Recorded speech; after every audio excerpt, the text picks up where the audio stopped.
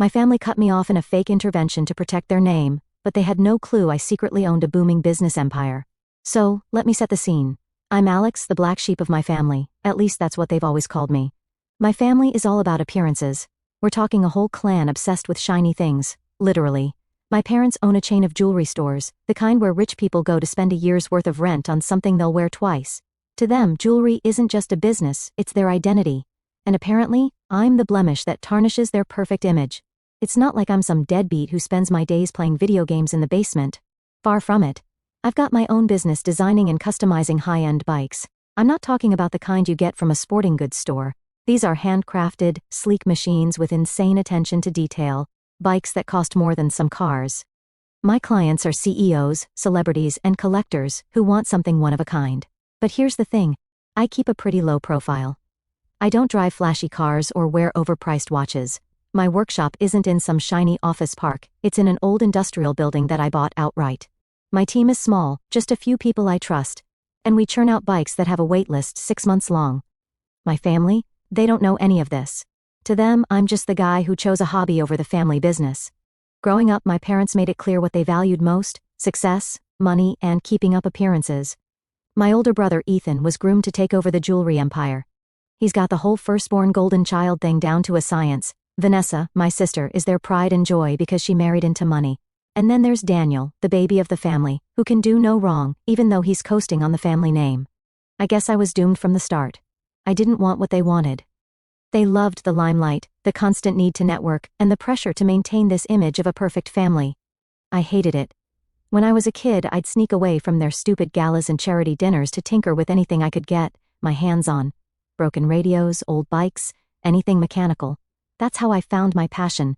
The older I got, the more obvious it became that I didn't fit in. My parents wanted me to join the family business, but I couldn't think of anything worse, selling jewelry to people who care more about price tags than craftsmanship. No thanks.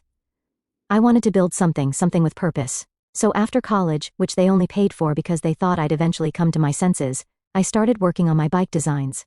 At first it was just me in my garage, but the demand grew fast. I poured everything I had into the business, time, energy, money, and it paid off. My designs started getting noticed, and suddenly, I had clients who were willing to spend ridiculous amounts of money for my work. Here's where it gets funny. My family knows I'm self-employed, but they think I'm barely scraping by. They have no idea how successful I've become because I don't show it off. I drive a regular car, wear regular clothes, and avoid their little networking events like the plague. They take my quiet lifestyle as proof that I've failed. The truth is, I'm doing better than all of them combined. My business has hit 7 figures. I've got partnerships with big brands, a workshop that's booked out for months, and a reputation that's spreading globally. But none of that matters to them because, in their eyes, success isn't real unless you're wearing it on your wrist or parking it in the driveway. Every time I visit them, it's the same routine. Ethan brags about his latest strategic partnership, which is just a fancy way of saying he signed a deal Dad set up for him. Vanessa drops hints about her fabulous life, which mostly involves being a socialite. Daniel acts like a frat bro who never outgrew his college glory days. And me? I get the polite fake smiles and passive-aggressive comments about my potential.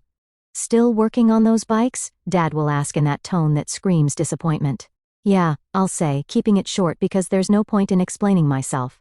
One time, Vanessa straight up asked if I needed help finding a real job. I laughed and told her I was good, but she gave me this look like she'd just done me a favor by suggesting it. The worst part is, they don't even ask about my business, not really. They assume it's a phase I'll grow out of, like I'm some teenager who doesn't know what he's doing. It's insulting, but also kind of hilarious. They're so wrapped up in their own world, so convinced that their way is the only way, that they don't even see what's right in front of them. I've kept my success to myself for a reason. It's not that I'm hiding it, I just don't feel the need to prove anything. My work speaks for itself, and the people who matter know the truth. My clients respect what I do, my team is incredible, and I've built something I'm genuinely proud of. I don't need their validation, and I definitely don't need their approval. But the thing is, they're not content to let me live my life. They'd been dropping hints, subtle comments about how my choices reflect on the family. Apparently, not being a part of the jewelry business is some kind of betrayal. They act like I owe them something, like I'm letting them down by not falling in line. Ethan cornered me at one of Mom's dinner parties and started lecturing me about family legacy. He actually said, "You're either with us or against us." I almost choked on my drink. Against you? Dude, I'm just trying to live my life. And then, here we are, a text from Dad. Short and sharp. Family meeting, 8 p.m. Be there. So, I showed up to the family meeting, fully prepared for some sort of lecture, maybe even an argument. I wasn't prepared for the circus that was waiting for me.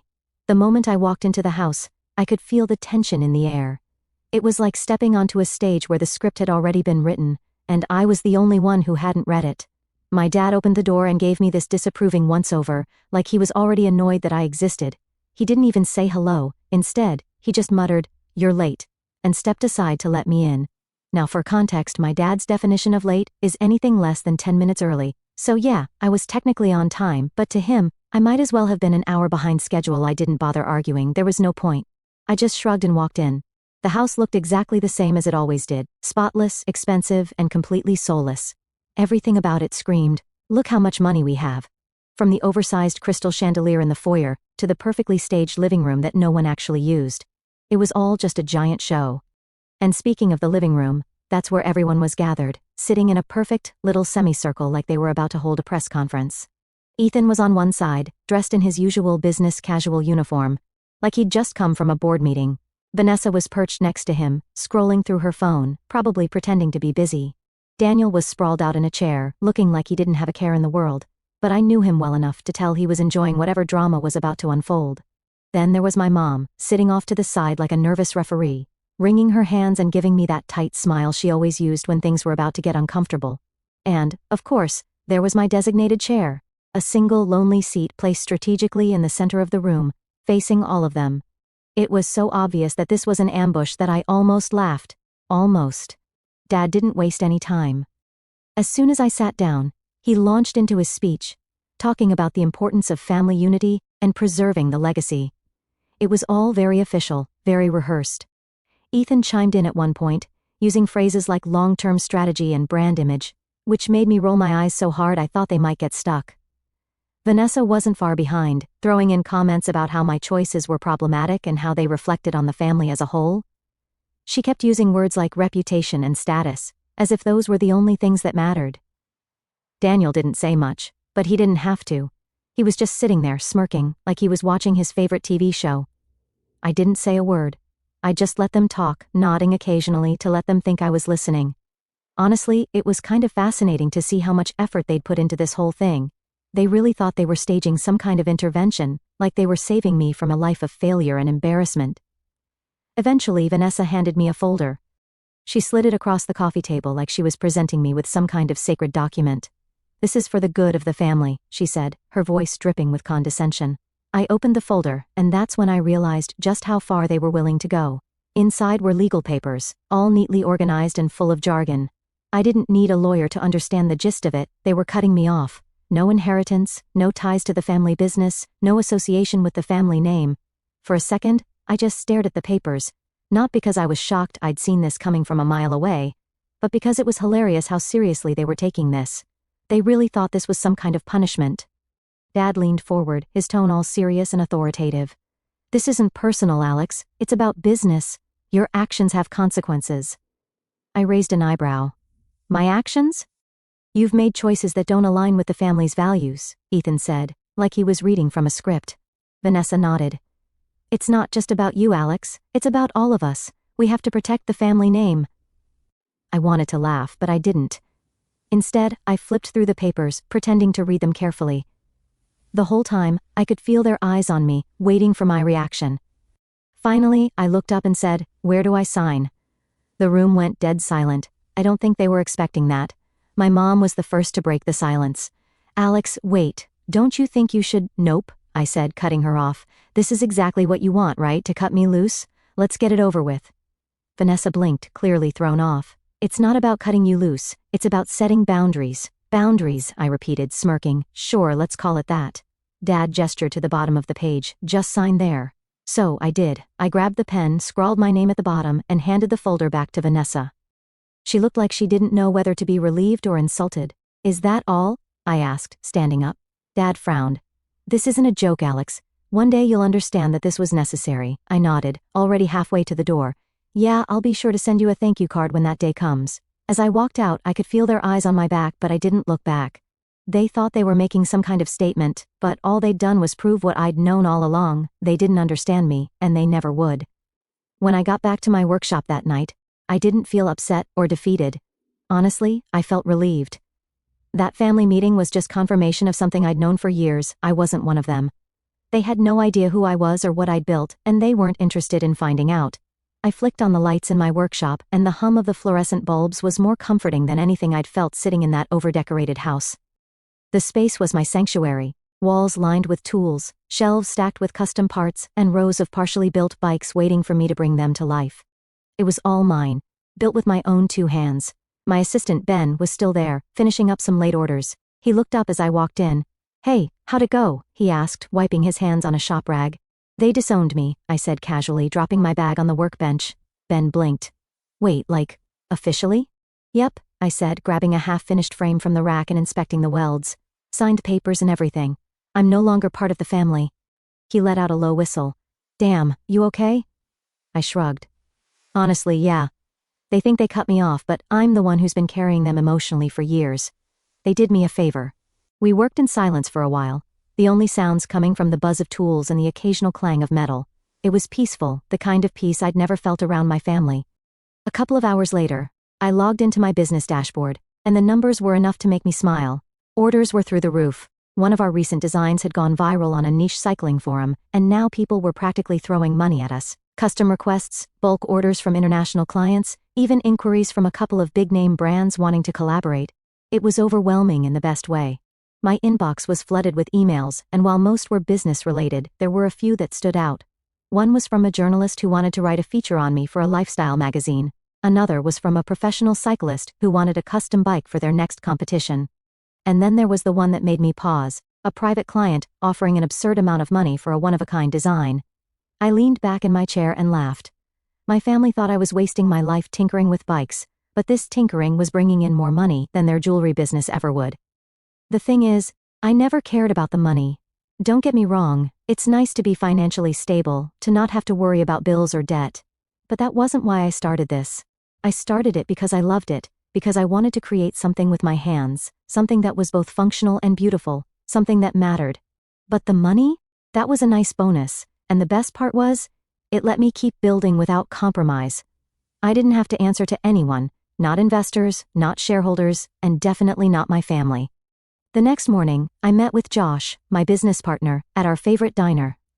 Josh is one of those people who's always 10 steps ahead of everyone else. He's the reason we've been able to scale the business so quickly. "All right," he said, sliding into the booth across from me. "What's the plan?" "For what?" I asked, sipping my coffee. "For dealing with your family," he said. "They're going to come crawling back eventually. You know that, right?" I shrugged. "Let them.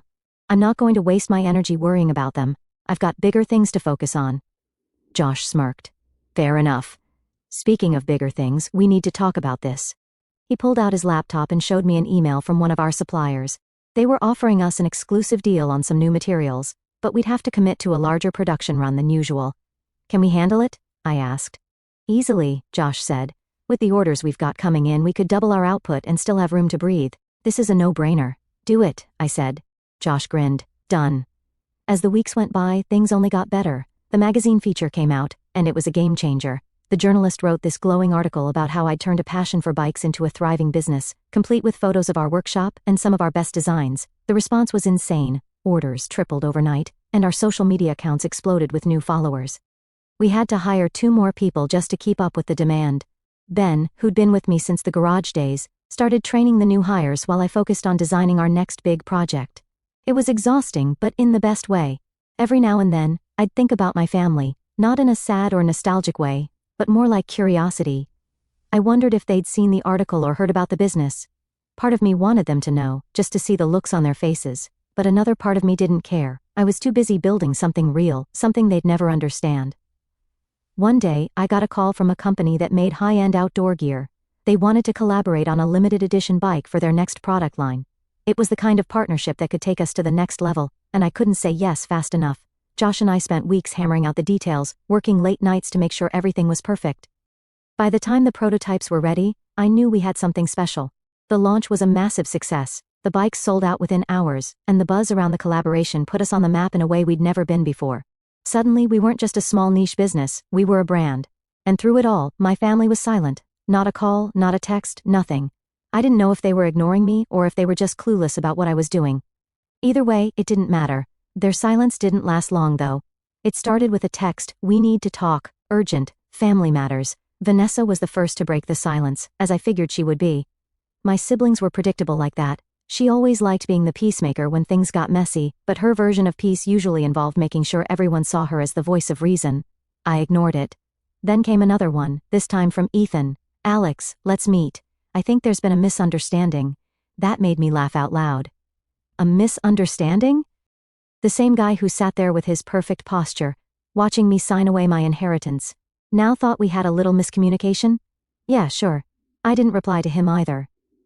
The texts kept rolling in over the next few days, each one more desperate than the last. Daniel's finally showed up too, though his was just as lazy as he was. "Yo, you around? Stuff's happening." Real poetic, that one. But the one that made me pause was from my dad. "Come home, we need you." That was when I knew something had shifted. Dad didn't ask for things, he commanded, expected, demanded. Come home was about as close to begging as he'd ever get. At first I wasn't sure if I wanted to respond. Part of me wanted to see just how far they'd go. But another part of me knew they'd eventually escalate. It wasn't in their nature to let things lie. They needed control, and I wasn't playing by their rules anymore. A week later, Josh and I were in the workshop when I got a call from an unknown number. "Hello, Alex," a familiar voice said, overly formal. It was Ethan. "We need to talk." I rolled my eyes. "I got your texts. What do you want?" He hesitated for a second, which told me everything I needed to know. "It's about the family business." Ah, there it was. The family business, of course. "We're having some challenges," he admitted, and I could practically hear the pain in his voice as he said the word. "It's not a great time for us, and we think you could help." "I could help?" I asked, leaning back in my chair and smirking. "That's interesting. Last time we talked, I was an embarrassment to the family. My choices didn't align with your values, remember?" "Alex," Ethan said, his tone shifting to that condescending older brother voice he loved so much. "Let's not dwell on the past. This is bigger than all of us." I laughed. "No, it's not. It's about you, Ethan, and Vanessa, and Dad. And the fact that none of you have any idea how to adapt to a world that's moving faster than you are." He tried to push back, but I cut him off. "I'm busy, Ethan. If the business is struggling, maybe you should have thought about that before you decided I wasn't good enough to be part of the family." I hung up before he could respond. That was satisfying. The next move came a few days later when Vanessa showed up at my workshop unannounced. I was in the middle of fine-tuning a custom build for a new client when I saw her car pull into the parking lot. She stepped out in her designer heels and sunglasses, like she was walking into some fancy boutique, not a place where grease and metal were the main decor. I met her at the door, not bothering to hide my annoyance. "What are you doing here?" She gave me one of her overly polished smiles. "Alex, we need to talk." "I'm working," I said, crossing my arms. "This won't take long," she insisted, slipping past me into the workshop. She glanced around, clearly unimpressed by the organized chaos. "So, this is what you've been doing, bikes?" "Yep," I said, not offering anything more. She sighed and turned to face me. "Look, things aren't great right now. The business is struggling, and Dad's not handling it well. Ethan's trying to hold things together, but..." She trailed off, waiting for me to jump in and save the day. I didn't. Finally, she said, "We need you, Alex." Those words hit differently, but not in the way she probably thought. For years, I'd been the one they dismissed, the one who didn't measure up, and now they needed me. "What exactly do you think I can do?" I asked, leaning against one of the workbenches. "You've always been good with creative ideas," she said, her tone just a little too sweet. "And you've clearly been doing okay for yourself here. Okay?" I said, raising an eyebrow. She flinched, realizing her mistake. "I didn't mean it like that, We're in trouble, Alex. The market's changing, and we didn't adapt fast enough. Sales are down, and Dad's... well, he's too proud to admit we need help. But Ethan and I think you could bring something new to the table." I stared at her for a long moment, letting her words hang in the air. This was Vanessa, the same person who used to laugh at my little project, the same one who once told me I was wasting my potential. And now, here she was, asking for my help. It felt good. "Let me get this straight," I said finally. "You want me to come back and fix the business after everything you guys pulled?" She nodded. "We made mistakes, I'll admit that, but we're trying to make things right." I tilted my head, pretending to consider it. "Yeah, no, I'm good." Vanessa's face fell. "Alex, please, This isn't just about us, it's about the legacy, your legacy, I corrected her. Not mine, I already have something I'm proud of, and it doesn't involve begging people to buy overpriced necklaces. Her polished facade cracked for a second, and I saw a flash of frustration. But before she could say anything else, I opened the door and gestured for her to leave. Have a nice day, Vanessa. Then, a week later, Dad himself showed up at the workshop, looking more tired and worn out than I'd ever seen him. He didn't even bother with pleasantries. We need to talk, he said, his voice low and serious. I leaned against the door frame, crossing my arms. Do we, though? He sighed and ran a hand through his graying hair. Alex, I'll admit it. We were wrong about you. About everything. The business is failing. I can't fix it. Your brother can't fix it. We need your help. I stared at him for a long moment, letting the weight of his words sink in. This was the man who'd always preached about pride and reputation, standing here now, practically begging for my help. I'll think about it, I said finally, stepping aside to let him in. And that was the moment I realized the tables had completely turned. When I told my dad I'd think about it, I wasn't planning to let them off the hook. If they wanted me to save the family business, they were going to have to sweat for it. For once in their lives, they needed to understand what it felt like to not hold all the cards. The next few days I let them stew. No calls, no texts, nothing. I wasn't ignoring them to be petty. Okay, maybe just a little. I wanted them to realize that they weren't in control anymore. They disowned me like it was nothing, and now, here they were, circling back, desperate to get me on board. I wasn't going to make it easy. Josh, of course, thought the whole thing was hilarious. So, let me get this straight, he said, leaning against the workbench while I fine-tuned a frame. They need you to save their business, but they haven't apologized, and they definitely haven't admitted how much they screwed up? Pretty much, I said, smirking. And you're just letting them twist in the wind? I shrugged. Feels fair. Josh laughed. Man, I wish I had your patience. I'd be rubbing it in their faces every chance I got. Oh, don't worry, I said. They'll get what's coming, but it's not going to be on their terms. A few days later, Vanessa called again. This time, I picked up. Alex, she said, sounding overly cheerful, thanks for finally answering. I was starting to think you were avoiding us. I ignored the bait. What do you want? She hesitated, and I could tell she was trying to figure out how to phrase whatever plea she was about to make. I wanted to check in. See if you've given any more thought to, helping out with the family business. I've thought about it, I said. And I have a few conditions. She was quiet for a moment.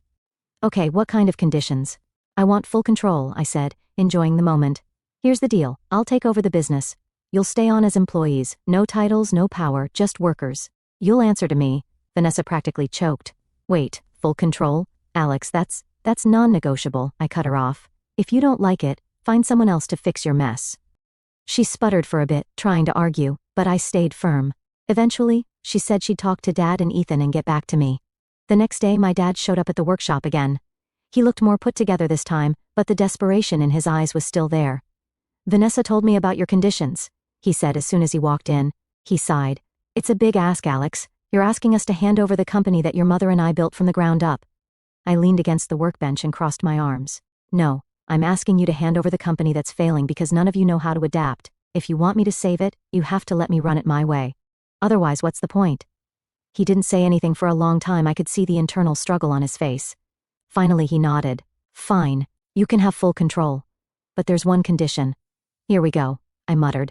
I want you to keep the family name attached to the business, he said. It's all we have left. I thought about it for a moment. It wasn't an unreasonable request, and honestly, I didn't care about the name one way or the other. Deal, I said. The real fun began after the family begrudgingly signed off on me taking full control. I didn't waste any time diving in. If they thought this was going to be some slow, gentle transition where they could argue or second-guess my decisions, they were dead wrong. This wasn't a democracy, it was a dictatorship, and I was the one holding the reins. The first thing I did after getting in charge was dismantle their precious hierarchy. Ethan had been running operations like he was auditioning for a reality show about clueless executives. His idea of leadership was yelling at people when things went wrong and taking credit when things went right. That wasn't going to fly. I called a staff meeting at the main office. All the managers, department heads, and key employees were invited.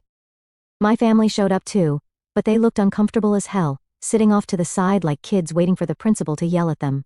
All right, I started, standing at the head of the conference table. Let's get one thing straight. The old way of doing things is dead. From now on, this company runs on results, not nepotism. A few people glanced nervously at Ethan, who was glaring at me like I'd just insulted his entire existence. I pointed at the whiteboard behind me, where I'd outlined a clear strategy. We're streamlining everything, no more bloated budgets, no more unnecessary overhead, and no more outdated practices. If you have ideas, I want to hear them. If you've been stuck under layers of bureaucracy, that ends today. This is your chance to prove what you're capable of. One of the managers raised her hand. And what about the family? I smirked. They'll be held to the same standards as everyone else. No exceptions. Ethan scoffed, but I ignored him. Vanessa looked like she wanted to crawl under the table, and Daniel was half asleep. Classic. Next, I tackled the stores. Half of them were bleeding money because they hadn't been updated in decades. The displays were tired, the layouts were confusing, and the staff looked like they were just waiting for someone to put them out of their misery. I shut down the worst-performing locations immediately. Some of the employees were upset, which I understood, but I made sure to offer severance packages and job placement assistance. This wasn't about punishing people. It was about saving the company. The remaining stores got a complete overhaul. I brought in designers to modernize the spaces, turning them into sleek, minimalist showrooms that focused on the products instead of gimmicky sales tactics. I also introduced a new inventory system that made it easier for customers to browse and buy, whether they were in-store or online. Speaking of online, that was another major area where the company had been failing. Their website looked like it was stuck in 2005, complete with clunky navigation and blurry photos. I scrapped the whole thing and hired a team of developers to build a new site from scratch. It was fast, user-friendly, and optimized for mobile. Within weeks of launching, online sales skyrocketed. Then came the product line. This was where I really put my stamp on things. For years, the company had been churning out the same old designs, gaudy, overpriced jewelry that catered to an aging clientele. It was fine for the older crowd, but it completely ignored younger customers who wanted something fresh and modern. I introduced a new collection focused on minimalist, sustainable designs. Think elegant pieces made from recycled materials with a focus on craftsmanship and storytelling. Each piece came with a card explaining where the materials came from and how they were repurposed. It was a hit. People loved the idea of owning something unique that didn't come at the expense of the environment.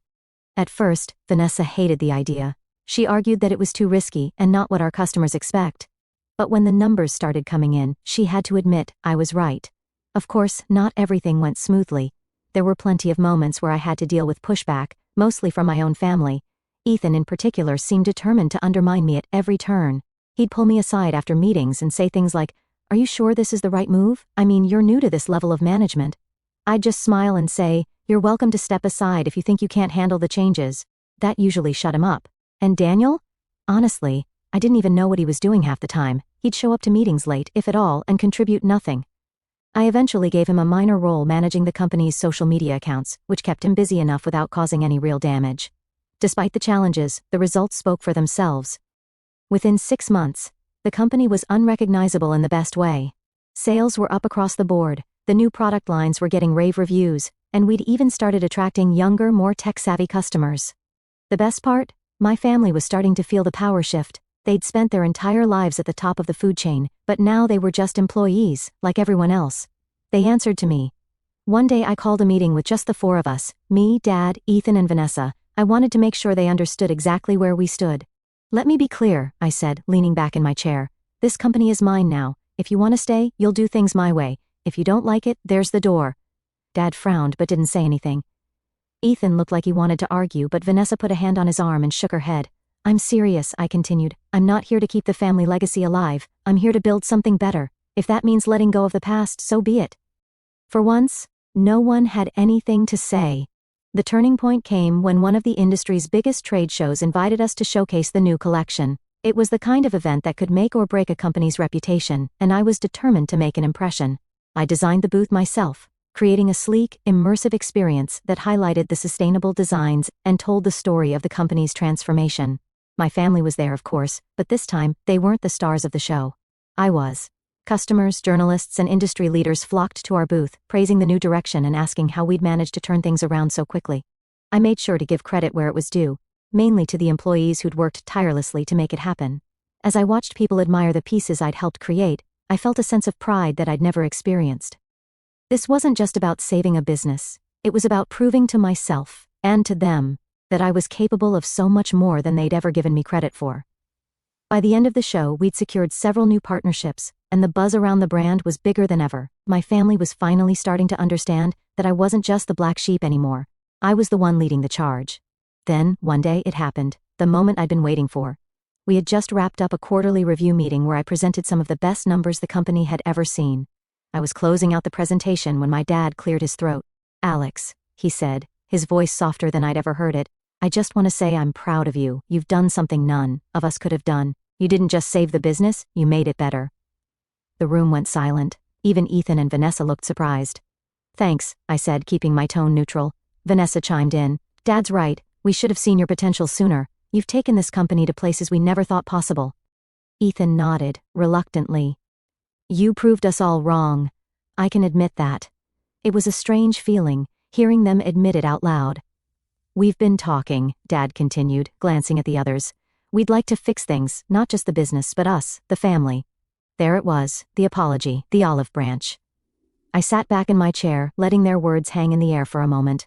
"I appreciate that," I said, "but let's be honest. You didn't want me in the family until I became useful. That's not something I can forget." Vanessa looked down, clearly uncomfortable, but she didn't argue. "I'm not interested in pretending everything's fine," I continued. "What we have now works. We're working together, that's it. I don't need anything more." Ethan frowned. "Alex, come on. We're family. We made mistakes, but we're trying to make it right." "You're trying to make it right because you have no choice," I said, keeping my tone calm. "If this business had gone under, you wouldn't be here right now. Let's not rewrite history." Dad looked like he wanted to argue, but then he sighed and nodded. "Fair enough." "Here's the deal," I said, standing up and gathering my notes. "I'll keep running the business, and you'll keep doing your jobs. But outside of that, we're good where we are. No more pretending to be a happy family." We tried that, and it didn't work. The room was quiet as I left the meeting, but I didn't feel bad about it. I wasn't angry, and I wasn't bitter. I just knew where I stood, and I wasn't going to let them cross that line again.